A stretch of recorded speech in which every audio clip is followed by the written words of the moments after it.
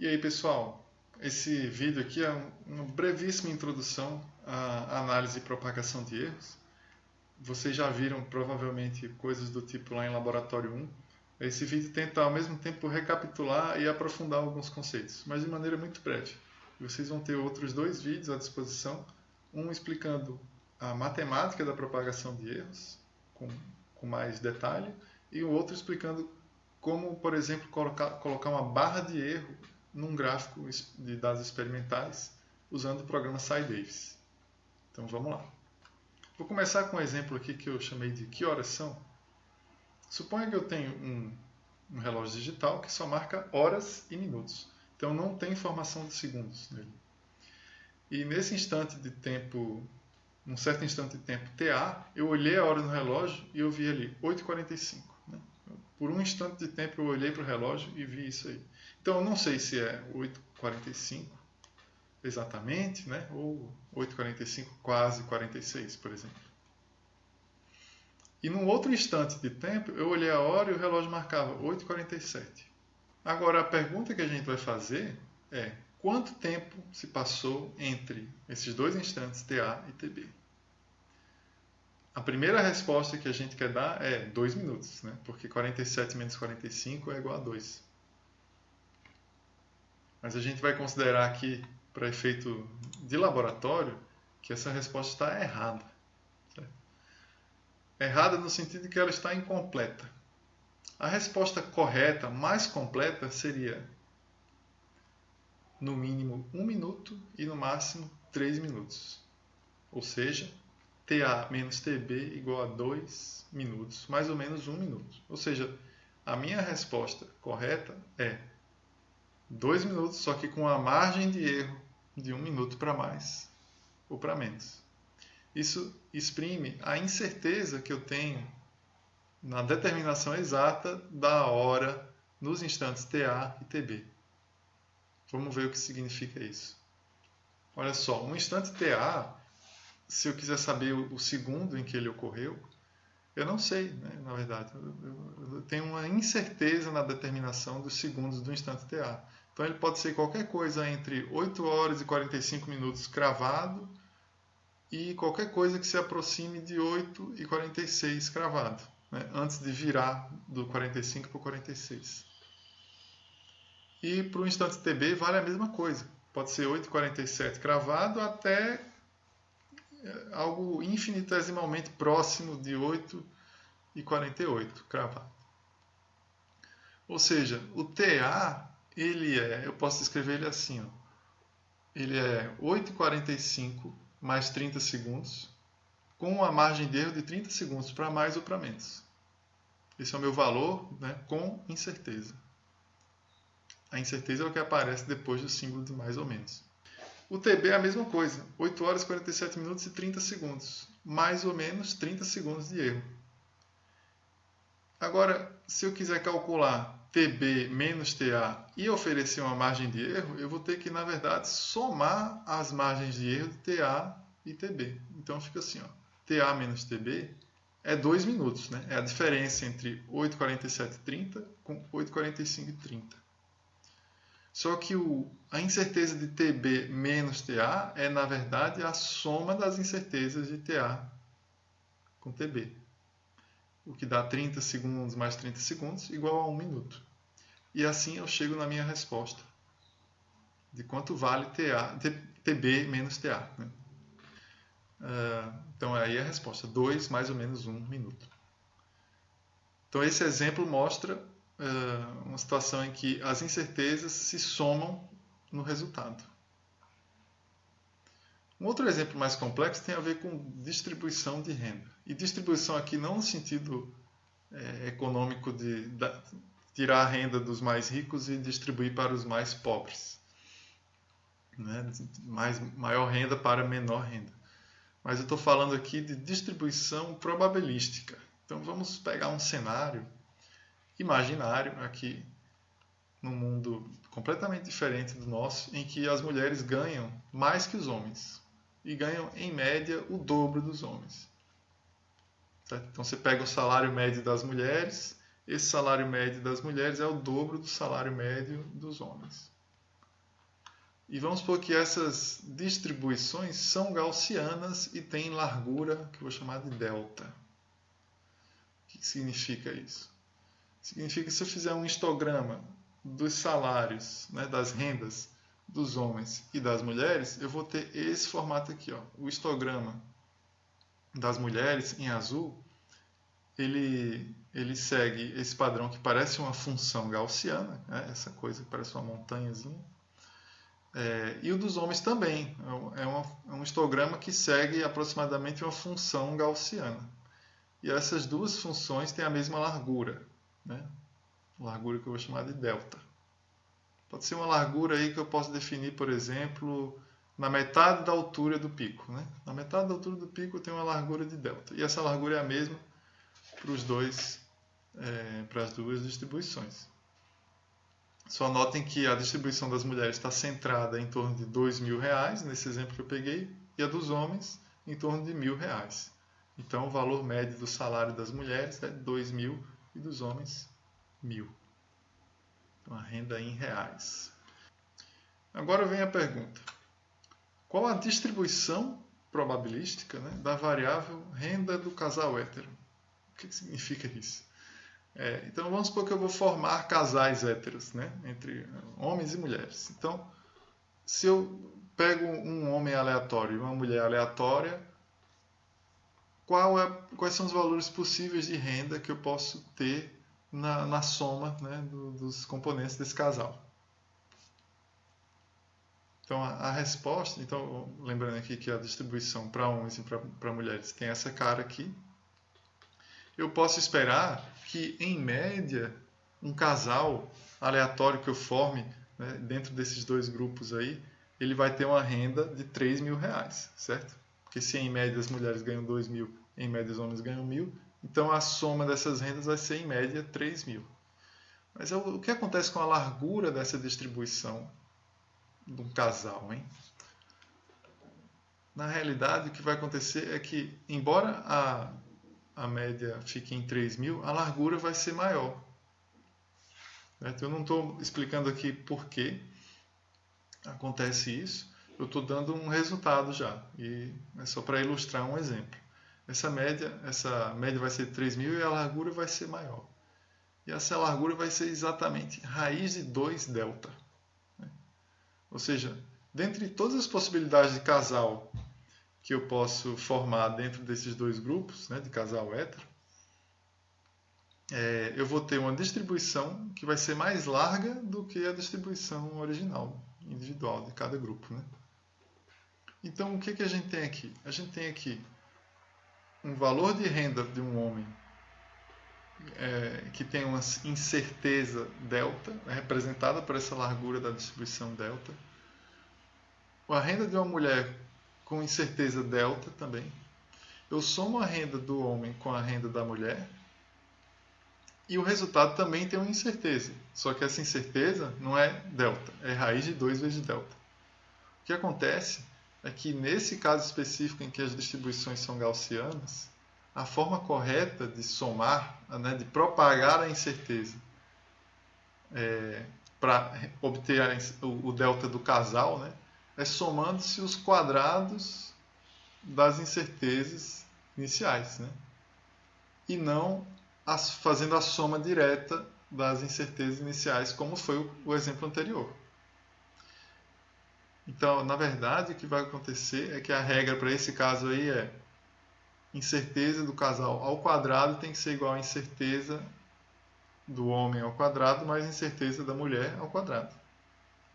Isso vai dar o resultado, né, que a incerteza do casal é raiz quadrada de 2 vezes a incerteza delta. Então, o que se apreende disso é que a incerteza, né, o erro, se propaga. Ela se propaga, e não como uma onda, mas como uma bola de neve. É uma bola de neve que, à medida que você vai fazendo cálculos, descendo a ladeira dos cálculos, né, essa bola de neve vai aumentando, a incerteza vai aumentando. Então, se eu pego de maneira geral duas grandezas, A e B, cada um com a sua incerteza, sigma A e sigma B. e eu tenho uma nova grandeza C que é igual a A mais B, e eu quero calcular a incerteza de C, esse que eu vou chamar de sigma C. Então existem várias respostas possíveis para esse problema. Isso vai depender da situação exata em que você está. Se A e B são dois instantes de tempo que você não conhece a distribuição exata da incerteza, ou se são duas variáveis que têm uma distribuição gaussiana, né? Tudo isso vai depender da natureza dessas duas grandezas e do que significa sigma A e sigma B. Se é a largura de uma distribuição ou se é a incerteza de leitura de um instrumento como um relógio digital, né? Então as respostas possíveis, dentre outras, é que a incerteza de C é simplesmente a soma das incertezas de A com B, ou que a incerteza de C ao quadrado é a soma das incertezas de A com B ao quadrado. Como se fosse, né, parecido com o teorema de Pitágoras. Mas, então o fato é que eu tenho A e B, somo e dá C. E a incerteza de A e B vai se propagar para C, né, aumentando a incerteza. A incerteza de C geralmente vai ser maior do que as incertezas individuais de A e de B. Agora, se eu chegar e somar C com outra grandeza D com outra incerteza, isso vai dar uma outra grandeza E também com incerteza ainda maior, né? Então é aí que eu falo de bola de neve. Você vai descendo nos cálculos e o erro vai se propagando do início até o final dos cálculos. E geralmente ele vai aumentando. Agora eu falei aí de erro, de incerteza. Afinal, existe uma diferença, né, entre esses dois termos? Bom, uma definição bem usual de erro é que ele é o valor observado de uma grandeza menos o valor verdadeiro dela. Supondo que exista um valor verdadeiro, né, para uma grandeza, ou pelo menos um valor teórico que você imagina que deva ter, né, o erro ele pode ser colocado como a diferença entre o valor que você mede e o valor que você esperaria, ou o valor que de fato tem, né? Então esse erro aí é definido como essa quantidade, essa diferença entre um valor e outro. Agora, quais são as fontes de erro, né? O que pode gerar erro numa medida? Bom, tem dois tipos de erro. Tem os ilegítimos, né? Vou chamar de espúrios, e os legítimos. Os ilegítimos são aqueles que são devidos a alguma falha de procedimento, ou seja, você usou uma treina errada, você usou um termômetro errado, você usou alguma coisa, você mudou a ordem de um procedimento e obteve valores esquisitos, né? São coisas que você pode corrigir fazendo um procedimento mais correto. Já os erros legítimos, eles têm a ver não necessariamente com falhas de procedimento, mas com a situação experimental que não é ideal, né? Então, coisas que podem interferir, né, na experiência e gerar erro legítimo, né, que faz parte da experiência, são as flutuações aleatórias do valor, né? Então, imagina aí que você quer medir uma temperatura. Essa temperatura ela pode variar ao longo do tempo, né? Então você tem aí flutuações de temperatura. E se você quer obter o valor da temperatura do dia, você vai ter que tirar uma média e colocar uma incerteza, uma barra de erro nesse valor, né? Por exemplo. Quer dizer, não existe um valor verdadeiro, existe um valor que varia ao longo do tempo, que flutua ao longo do tempo. Já os erros sistemáticos, eles influenciam na aparição de erros legítimos, devido, por exemplo, à má calibração de algum instrumento.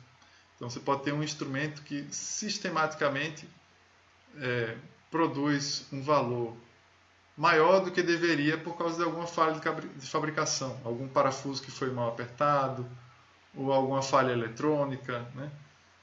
Isso não é necessariamente uma falha de procedimento, mas é um erro que está ligado, né, intrinsecamente ao instrumento.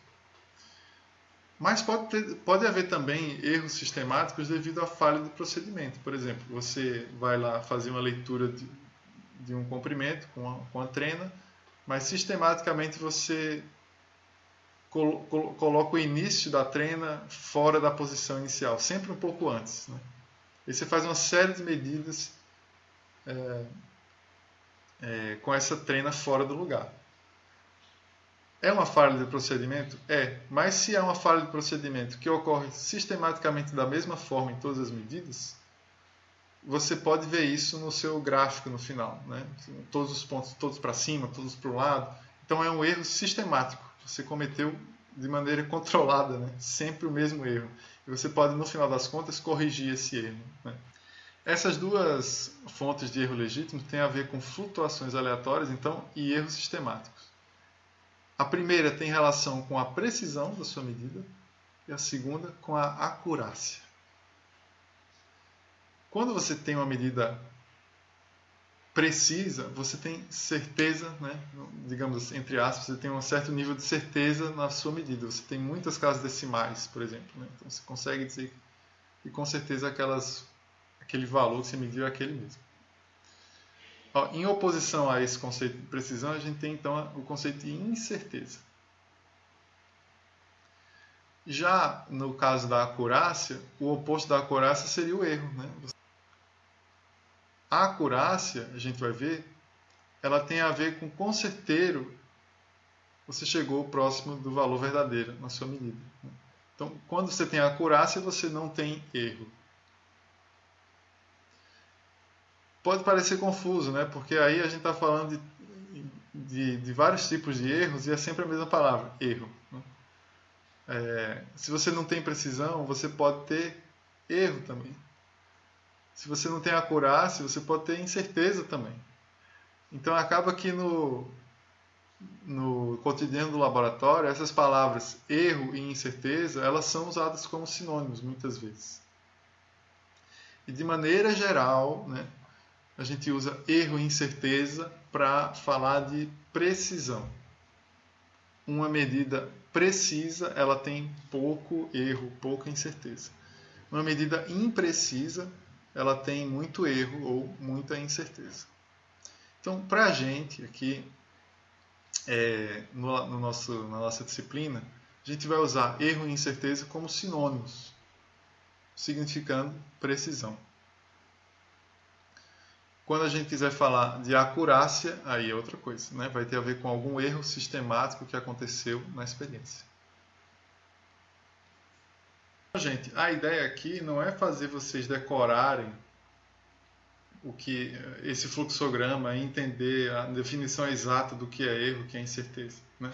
Elas são palavras que podem ser usadas com significados diversos no cotidiano. O fundamental é saber separar uma falha de procedimento que provoca uma necessidade de repetição do experimento, né? Saber separar isso de fontes de erro que acontecem, né? E que podem ser levadas em conta. Essas fontes de erro, principalmente no caso aí das flutuações aleatórias, vai ter uma precisão, né, associada à medida. Essa precisão a gente vai usar geralmente como sinônimo de erro ou de incerteza. E aí vem a acurácia, que é responsável, né, que tem a ver com erros sistemáticos. A gente vai ver aí a diferença. Vamos explorar um pouquinho mais essa diferença entre precisão e acurácia. Agora eu apresento para vocês o conceito de barra de incerteza, ou barra de erro, que tem a ver com a representação dos pontos experimentais num gráfico. Em vez de a gente só colocar bolinhas no gráfico, a gente vai colocar agora as bolinhas com barras de erro, certo? As barras de erro, elas expressam o tamanho da incerteza, ou seja, a precisão que a minha medida deu para aquele ponto. Então, se eu tenho um valor medido que é x e uma incerteza, né, uma precisão sigma x para essa medida, eu vou representar o ponto como com uma barra, né, que a parte superior da barra tem sigma x e a parte de baixo da barra também tem sigma x. É sigma x para mais ou para menos. É a minha incerteza, é a minha precisão da medida, é o meu erro. E a gente vai nomear esse x, esse sigma x, de incerteza absoluta. É o próprio valor da incerteza. Quando a gente falar de incerteza relativa, que também vai ser um conceito útil aí para propagação de incerteza, que vocês vão ver num outro vídeo, a incerteza relativa vai ser a razão entre o sigma x e o x. Vai dizer, por exemplo, que a sua incerteza relativa é de 10%, quer dizer que o valor de sigma x é 10 vezes menor do que o valor de x. Se for 5%, a incerteza relativa, então o sigma x é 20 vezes menor do que o x. Né? Sigma x sobre x, 1 sobre 20, é 0,05, 5%. Agora vamos finalmente falar da diferença, mais precisamente, entre precisão e acurácia. A precisão, normalmente, ela está associada com a barra de erro pequena. Né? Uma medida precisa é aquela com uma pequena margem de erro relativa. E quando você tem uma precisão boa, você também tem reprodutibilidade. Quanto mais precisão na medida, maior reprodutibilidade. Por quê? Quando você tem uma medida muito precisa, é difícil você repetir aquela medida e obter um valor muito diferente. A definição de medida precisa é quase que essa mesmo, de você conseguir reproduzir aquela medida da mesma forma e obter o mesmo valor, ou pelo menos algo muito próximo. Já a acurácia tem a ver com a proximidade de um suposto valor verdadeiro. Né? Se você está próximo do valor verdadeiro que você esperava obter, você conseguiu fazer uma medida bem acurada.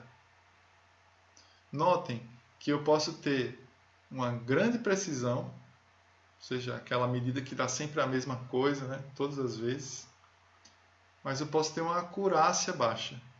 Eu posso ter um viés que puxa a medida para um lado que não é o valor verdadeiro. Esquematicamente, tem essas situações. Ó. Imaginem que fazer medidas é jogar dardos num alvo. E o alvo, o centro do alvo, é o valor verdadeiro. Aquele, né, que a teoria diz ou que a gente espera que seja. Nesse primeiro exemplo aqui à esquerda, eu errei feio, né, o alvo, e eu tenho uma baixa precisão também, porque cada vez que eu jogo o dardo, bate num lugar distante do anterior. Então eu tenho baixa precisão e baixa acurácia nesses dados, né, nessa primeira medida. Já no segundo exemplo, eu continuo errando o alvo, mas agora os dardos caem toda vez mais próximos entre si. Nesse caso, eu tenho uma precisão alta, né, uma reprodutibilidade, eu consigo jogar o dardo ali, sempre naquele lugar, o próximo, mas a acurácia é baixa, porque eu errei feio o centro. No terceiro exemplo, eu tenho uma boa precisão, dardos todos juntos, né, e uma boa acurácia, todo mundo perto do centro.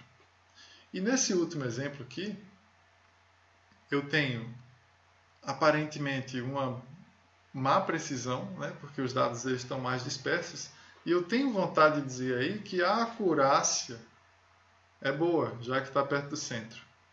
Só que os pontos eles estão em volta do centro, eles estão centralizados, mas alguns chegam bem longe do centro. Então eu não posso dizer que a medida aí foi exatamente acurada.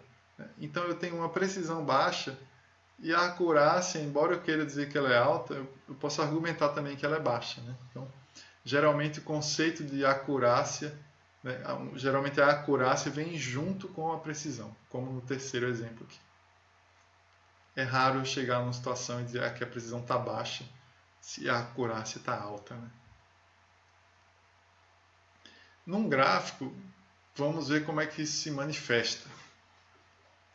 Então, suponha agora que eu não faço a mesma medida várias vezes, mas uma série de medidas que supostamente seguem um modelo linear.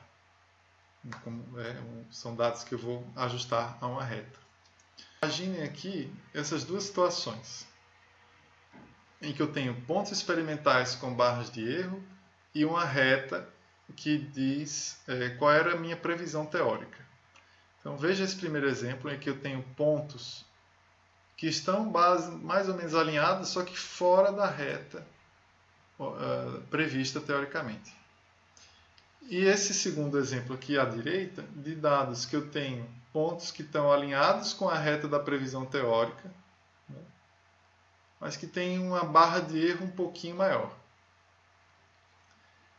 Se eu fosse ajustar uma reta a essa situação aqui do primeiro caso, né, essa reta seria essa reta vermelha, aproximadamente, né, e essa reta ia ser distinta da previsão teórica. Olha só. Né?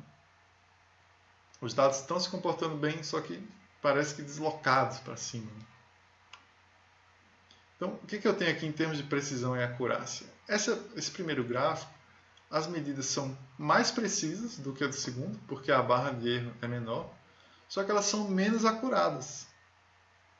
E elas são menos acuradas, posso dizer isso, porque elas sistematicamente se desviam da reta. Não é só um ponto que está fora, são todos. É uma coisa sistemática. E o que pode ter causado isso? Eu estou aqui pegando um exemplo em que eu tenho uma resistência de um fio medida em função do comprimento desse fio. Quanto maior o comprimento, maior a resistência. E eu espero que se eu tenho um comprimento de fio que seja zero, eu não tenho resistência. Né? Sem fio, sem resistência. Só que a minha reta, né, ajustada, extrapolada para o comprimento nulo, ela vai dar uma resistência não nula. Então, opa, tem alguma coisa errada aí nas minhas medidas. Então, eu posso ter caído aí naquela situação em que minha trena está medindo sistematicamente um comprimento menor do que o comprimento real dos fios. Isso pode ter sido causado, por exemplo, pela marcação errada do início do fio. Eu posso ter trazido o início da trena 1 centímetro para dentro do fio. Eu posso ter também uma trena que foi cortada ali, né, que não começa no zero, eu não reparei. Então tem uma série de situações em que isso pode se encaixar. É só uma questão de eu perceber que a minha medida não está acurada e tentar corrigir isso. Na segunda situação, eu tenho medidas mais acuradas, né, ou seja, os pontos estão seguindo a tendência da previsão teórica. Então, os valores observados estão mais próximos da previsão teórica, mas eu tenho medidas menos precisas, porque a barra de erro está maior. Certo? Então, num gráfico, essa é a diferença entre um conjunto de medidas com maior precisão e menos acurácia e um outro com maior acurácia e menos precisão. Agora, gente, finalizada essa leve introdução aqui, a gente vai tentar levar para casa ficar em casa com algumas dessas mensagens, né? A incerteza é um negócio que tem que ser abraçado, né? Ela é mensurável, né? Ela é estimável, você consegue estimar a incerteza, às vezes consegue medir a incerteza, e ela faz parte dos dados. Ela tem que vir sempre junto dos dados. Nenhum dado é exato. Então a gente precisa sempre dar um nível de confiança, uma margem de erro, estabelecer qual é a incerteza daquela medida. É muito importante lembrar também que a incerteza se propaga. Se você faz uma conta com valores que têm incerteza, essa incerteza vai se propagar para o resultado da conta. E é sempre bom manter controle disso, né? Fazer as contas de qual é a incerteza final, levando em conta as incertezas iniciais, estar ciente disso durante todo o seu processo de cálculos aí com dados experimentais. Nós vimos o que é uma barra de incerteza, também conhecida como barra de erro. Ela é a representação gráfica da incerteza num ponto, né? Você pega um ponto e faz umas barrinhas e você tem ali a representação gráfica dessa incerteza. E nós vimos também qual é o conceito de precisão e o conceito de acurácia. Vimos que nem tudo que é preciso, né, que tem uma pequena barra de erro, é acurado, ou seja, nem tudo que é medido com esmero, com maior cuidado e precisão, vai ser necessariamente próximo do valor observado. E não por causa de uma falha procedimental, às vezes por causa de um erro sistemático presente na experiência. Às vezes ele tem controle, né? Às vezes não. Mas levem isso, nem tudo que é preciso é acurado. Sigam aí os próximos vídeos, vejam o vídeo sobre como fazer a conta de propagação de erro e como adicionar barras de erro no seu gráfico do SciDavis. Falou!